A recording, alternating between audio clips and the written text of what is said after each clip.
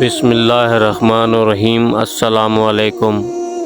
حضرت ابراہیم علیہ السلام کی عمر مبارک 86 برس ہو چکی تھی، تاہم اولاد کی نعمت سے محروم تھے۔ انہوں نے اللہ تعالیٰ کی بارگاہ میں کچھ اس طرح سے دعا کی: اے میرے رب، مجھے نیک اور صالح بیٹا عطا کر۔ آپ کی یہ دعا اللہ تعالیٰ کی بارگاہ میں قبول ہوئی، اور آپ کی دوسری بیوی حضرت حاجرہ رضی اللہ تعالیٰ عنہ کے بدن سے حضرت اسماعیل علیہ السلام کی پیدائشی کی خوشخبری سنائی گئی۔ عبرانی زبان میں اسماعیل کا تلفظ شمائل ہے۔ شما کے معنی ہیں سن، جو کہ اولاد کے لیے آپ کی دعا سن لی گئی تھی، اسی لیے آپ کا نام اسماعیل رکھا گیا۔ حضرت سارہ رضی اللہ تعالیٰ عنہ حضرت ابراہیم علیہ السلام کی پہلی بیوی تھی، اسی لیے حضرت حاجرہ رضی اللہ تعالیٰ عنہ کے بدن سے حضرت اسماعیل علیہ السلام کی پیدائش کی خبر ان پر شاک گزری۔ اسی لیے انہوں نے حضرت ابراہیم علیہ السلام سے اصرار کیا کہ حضرت حاجرہ رضی اللہ تعالیٰ عنہ اور ان کے بیٹے کو یہاں سے دور کر دو، یہ لوگ میری نگاہ کے سامنے نہ رہیں۔ حضرت ابراہیم علیہ السلام کو یہ بات بہت ناگوار گزری، مگر بارگاہ الہی سے جب حکم ہوا کہ حضرت حاجرہ اور اسماعیل علیہ السلام کو ریگستان میں چھوڑ دیا جائے، تو حضرت ابراہیم علیہ السلام نے حضرت حاجرہ رضی اللہ تعالیٰ عنہ اور حضرت اسماعیل علیہ السلام کو اسی جگہ پر چھوڑا جہاں آج کعبہ ہے۔ اس زمانے میں یہ جگہ بالکل ہی غیر آباد تھی۔ ایک تھیلی کھجور اور ایک مشکیزہ پانی کے ہمراہ آپ نے انہیں وہاں چھوڑ دیا، تو حضرت بی بی حاجرہ رضی اللہ تعالیٰ عنہ نے آپ کو روک کر پوچھا، ہمیں اس بیابان میں چھوڑ کر آپ کہاں چل دیے؟ حضرت ابراہیم علیہ السلام کی خاموشی پر حضرت حاجرہ رضی اللہ تعالیٰ عنہ نے پوچھا، کیا یہ میرے رب کے حکم سے ہے؟ تو آپ علیہ السلام نے ہاں میں جواب دیا۔ تب بی بی حاجرہ رضی اللہ تعالیٰ عنہ نے انہیں جانے دیا اور فرمایا کہ ہمارے لیے ہمارا رب ہی کافی ہے۔ حضرت ابراہیم علیہ السلام چلتے چلتے ایک ایسی جگہ پہنچے جب دونوں ماں بیٹا ان کی نظر سے دور ہو چکے تھے، تو آپ نے اپنے دونوں ہاتھ بلند کیے اور اللہ کے بارگاہ میں دعا کرنے لگے، اے میرے رب، میں نے بسائی اولاد ایک ایسے میدان میں جہاں کوئی کھیتی نہیں، تیرے ادب گھر والے کے پاس، اے رب ان کو روزی عطا فرما اپنے فضل سے، تاکہ یہ لوگ شکر کرے۔ حضرت حاجرہ رضی اللہ تعالیٰ عنہ چند روز تک مشکیزے سے پانی پیتی رہی اور کھجوروں سے گزارا کرتی رہی، اور حضرت اسماعیل علیہ السلام کو دودھ پلاتی رہی۔ جب پانی اور کھجوریں ختم ہوئی تب وہ پریشان ہو گئی، کیونکہ وہ خود بھوکی تھی، اس لیے دودھ بھی نہ اترتا تھا، اور بچے نے بھوک اور پیاس سے رونا شروع کر دیا تھا۔ بچے کی بے چینی دیکھ کر حضرت حاجرہ رضی اللہ تعالیٰ عنہ نے پانی کی تلاش شروع کر دی، اور وہ صفا پہاڑی پر چڑھی کہ شاید یہاں پر مجھے پانی ملے، مگر وہاں بھی انہیں کچھ نظر نہ آیا، اور وہ واپس وادی میں آ گئی، اور پھر وہ دوسری پہاڑی پروا پر چڑھی کہ کہیں سے پانی مل جائے۔ اس طرح آپ نے وہاں کے 7 چکر لگائے۔ ممتا کا یہ جذبہ بارگاہ الہی میں اس طرح قبول ہوا کہ بیت اللہ کی زیارت کے لیے آنے والے ہر شخص پر اللہ تعالیٰ نے اس کو لازم کر دیا کہ حضرت حاجرہ رضی اللہ تعالیٰ عنہ کی سنت کی پیروی کرتے ہوئے صفا اور مروہ کی پہاڑی کی صحائی کرے۔ جب 7ویں چکر پر حضرت حاجرہ رضی اللہ تعالیٰ عنہ بچے کے پاس واپس آئی تو دیکھا کہ جس جگہ حضرت اسماعیل علیہ السلام روتے ہوئے ایڑیاں رگڑ رہے تھے، وہاں سے پانی کا چشمہ جاری ہو گیا ہے، اور یہ چشمہ آج بھی موجود ہے، اور ہم لوگ اسے آب زمزم کے نام سے جانتے ہیں۔ ہزاروں سال گزرنے کے بعد بھی چشمے کا پانی اسی طرح جاری ہے۔ اللہ تعالیٰ نے اس میں مخلوق کے لیے شفا رکھی ہے۔ حضرت حاجرہ رضی اللہ تعالیٰ عنہا یہ معجزہ دیکھ کر بہت خوش ہوئی اور اللہ تعالیٰ کا شکر ادا کیا۔ اس کے بعد آپ نے بچے کو پانی پلایا۔ اسی وقت اللہ تعالیٰ کی طرف سے فرشتہ نازل ہوا اور ان کو وحی سنائی، اے حاجرہ، آپ خوف زدہ نہ ہو اور نہ ہی غمگین ہو، کیونکہ اللہ تعالیٰ نہ آپ کو اور نہ ہی اس بچے کو ضائع ہونے دیں گے، کیونکہ یہ اللہ کا گھر یعنی مقام بیت اللہ ہے، جسے اس بچے اور اس کے باپ نے تعمیر کرنا ہے۔ کچھ عرصے بعد بنو چورا نامی ایک قبیلہ پانی کی فراوانی دیکھ کر حضرت حاجرہ رضی اللہ تعالیٰ عنہ کی اجازت سے یہاں آ کر آباد ہو گیا۔ حضرت اسماعیل علیہ السلام کا بچپن اسی قبیلے کے افراد کے درمیان گزرا۔ ابھی حضرت اسماعیل علیہ السلام بچے ہی تھے کہ حضرت ابراہیم علیہ السلام نے خواب میں دیکھا کہ اپنے لختے جگر کو اللہ تعالیٰ کی راہ میں قربان کر رہے ہیں۔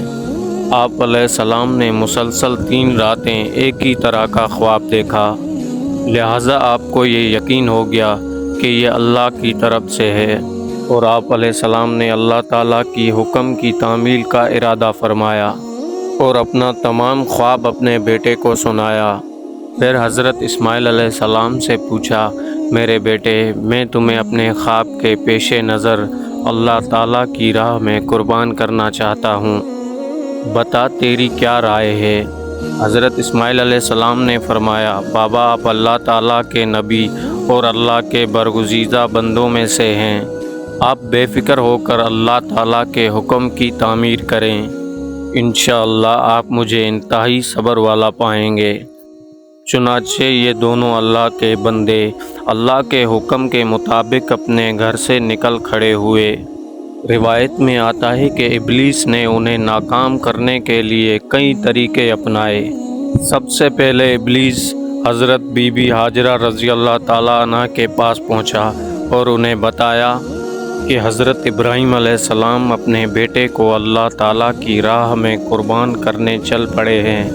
اس پر بی بی حاجرہ رضی اللہ تعالیٰ عنہ نے کہا، اسماعیل ہماری ایک لوتی اولاد ہے، ابراہیم ایسا نہیں کر سکتے۔ پھر ابلیس نے کہا کہ وہ اللہ تعالیٰ کے حکم کے مطابق کر رہے ہیں۔ اس پر بی بی حاجرہ نے کہا، اگر یہ میرے خالق کی رضا ہے تو پھر میں راضی ہوں۔ جب یہاں ابلیس کے سارے وار ناکام ہو گئے تو اس نے حضرت ابراہیم علیہ السلام کو اکسانے کا ارادہ کیا اور ان کے دل میں باپ کی شفقت کو ابھارنے لگا اور کہا، اے ابراہیم، اسماعیل آپ کی ایک لوتی اولاد ہے اور آپ ایک عمر رسیدہ ہیں، اسی سے آپ کی نسل بڑھے گی، یہ آپ کیا کرنے جا رہے ہیں؟ جس پر حضرت ابراہیم علیہ السلام نے جواب دیا کہ مجھے میرا بیٹا اللہ تعالیٰ نے دیا ہے اور یہ میرے پاس اللہ تعالیٰ کی امانت ہے، میں اللہ کے حکم پر راضی ہوں، وہ جیسے چاہیں حکم دے، ہم اس کے تابع اور فرما بردار ہیں۔ آپ علیہ السلام کے جواب سے ابلیس کو سخت مایوسی ہوئی، لیکن اس نے آپ کو بہکانے کی اپنی ناکام کوشش جاری رکھی، یہاں تک کہ حضرت اسماعیل علیہ السلام کو بھی اس نے بہکایا، لیکن وہ بھی اپنے مقصد پر ڈٹے رہے۔ حضرت اسماعیل علیہ السلام نے فرمایا، میں اپنے رب کی رضا پہ راضی ہوں، میرے رب نے میرے بابا کو براہ راست میری قربانی کا حکم خواب میں دیا ہے، اور انبیاء کرام کے خواب سچے ہوتے ہیں۔ کہا جاتا ہے کہ ابلیس نے انہیں قربان گاہ میں جانے کے لیے 3 بار حائل ہونے کی کوشش کی، اور تینوں مرتبہ حضرت اسماعیل علیہ السلام اور حضرت ابراہیم علیہ السلام نے ان پر کنکر برسائے اور اسے کامیاب ہونے نہ دیا۔ یہی وہ سنت ہے جسے ہر سال دہرایا جاتا ہے، اور یہ سنت رمی کہلاتی ہے۔ بالآخر دونوں باپ بیٹا وادی منع میں پہنچے، جہاں اسماعیل علیہ السلام کو ذبح کرنا تھا۔ تب کائنات نے وہ منظر دیکھا اور نہ شاید قیامت تک دیکھ پائے گا۔ زمین و آسمان ساگت ہے، کائنات حیران ہے، فرشتے عرش سے زمین پر عجیب منظر دیکھ رہے ہیں۔ تبھی اسماعیل علیہ السلام کہتے ہیں، ابا جان آپ میرے دونوں ہاتھ اور دونوں پاؤں باندھ دیں تاکہ چھری چلاتے وقت آپ کو کوئی دقت نہ ہو، اور ابا جان آپ مجھے زمین پر منہ کے بل لٹائیے گا تاکہ میرا چہرہ زمین کی طرف ہو۔ اگر میرا چہرہ آپ کی طرف ہوا کہ آپ کو مجھ پر ترس نہ آئے اور آپ مجھے ذبح نہ کر پائیں۔ ابا جان آپ اپنی آنکھوں پر پٹی باندھ لیجئے گا اور ذبح کرنے کے بعد میرا کرتا میری ماں کو دے دیجئے گا تاکہ انہیں صبر آ جائے۔ باپ نے سب باتوں پر عمل کیا، بیٹے کا ماتھا چوما، پاؤں باندھے اور بیٹے کو زمین میں منہ کے بل لٹا دیا اور چھری چلا دی، لیکن چھری نے حضرت اسماعیل علیہ السلام کو نہ کاٹا کیونکہ اللہ تعالیٰ کو کچھ اور ہی منظور تھا۔ حضرت ابراہیم علیہ السلام چھری چلاتے ہیں مگر چھری نہیں چلتی۔ آپ اور زور لگاتے ہیں مگر چھری ہے کہ چلنے کا نام ہی نہیں لیتی۔ آپ علیہ السلام چھری سے فرماتے ہیں، اے چھری تو کیوں نہیں چلتی؟ میرے ننھے اسماعیل کا گلا تو بہت نازک ہے۔ فرشتے خاموشی سے آسمان پر ایک انسان کی اللہ تعالیٰ سے محبت کا منظر دیکھ رہے ہیں۔ تب اللہ تعالیٰ عرش سے حضرت جبریل علیہ السلام سے فرماتے ہیں، اے جبریل جاؤ اور جنت سے مینڈا لے جاؤ، میرا خلیل پیچھے نہیں ہٹے گا، جاؤ اور اس کی قربانی کرو۔ تب حضرت جبریل علیہ السلام جنت سے مینڈا لے جاتے ہیں اور حضرت اسماعیل علیہ السلام کو چھری کے نیچے سے ہٹاتے ہیں اور وہاں پر مینڈا رکھ دیتے ہیں۔ اب چھری کو چلنے کی اجازت ملی اور چھری چل گئی۔ تب حضرت ابراہیم علیہ السلام کے ہاتھوں پر گرم خون لگا اور آپ کی زبان سے نکلا، اللہ اکبر، یا اللہ تیرا شکر ہے۔ مگر جب آنکھوں سے پٹی ہٹائی تو حضرت اسماعیل علیہ السلام صحیح سلامت ایک جگہ پر بیٹھے ہیں۔ حضرت ابراہیم علیہ السلام کی تابعداری اور حضرت اسماعیل علیہ السلام کی فرما برداری بارگاہ الہی میں قبول ہوئی، اور اللہ نے حضرت اسماعیل علیہ السلام کو ذبح ہونے سے بچا لیا، اور اس کی جگہ پہ جس جانور کی قربانی دی گئی اس کے متعلق روایت میں آتا ہے کہ وہ جنت سے لایا ہوا ایک مینڈا تھا۔ یہی وہ قربانی ہے جسے تا قیامت امت مسلمہ کے لیے ایک نمونہ بنایا گیا ہے۔